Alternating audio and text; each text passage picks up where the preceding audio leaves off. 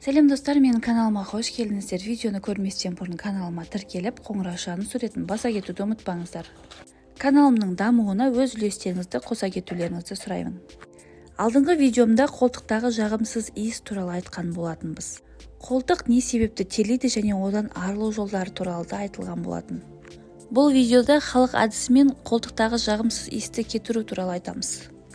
Алма сірке суы. Бір ас қасық алма сірке суды бір стакан суға араластырып ыдысқа құйыңыз.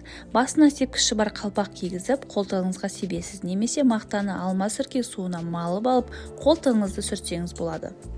Ас содасы.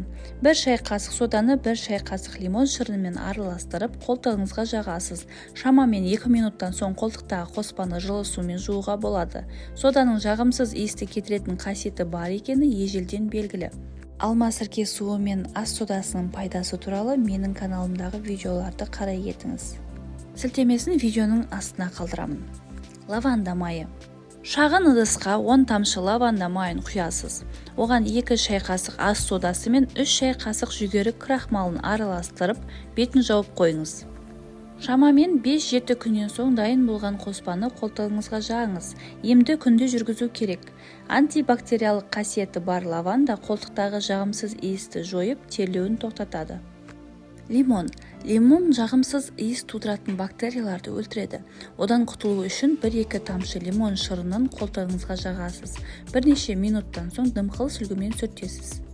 Ал лимон шырыны мен суды араластырып, дезодорант ретінде сеуіп жүрсеңіз де оң нәтижеге қол жеткізесіз.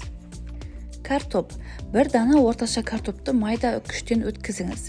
Езбені қолтығыңызға жағып 3-4 минут жатыңыз. Белгіленген уақыттан соң масканы жылы сумен жуып, теріңізді құрғатып сүртіңіз.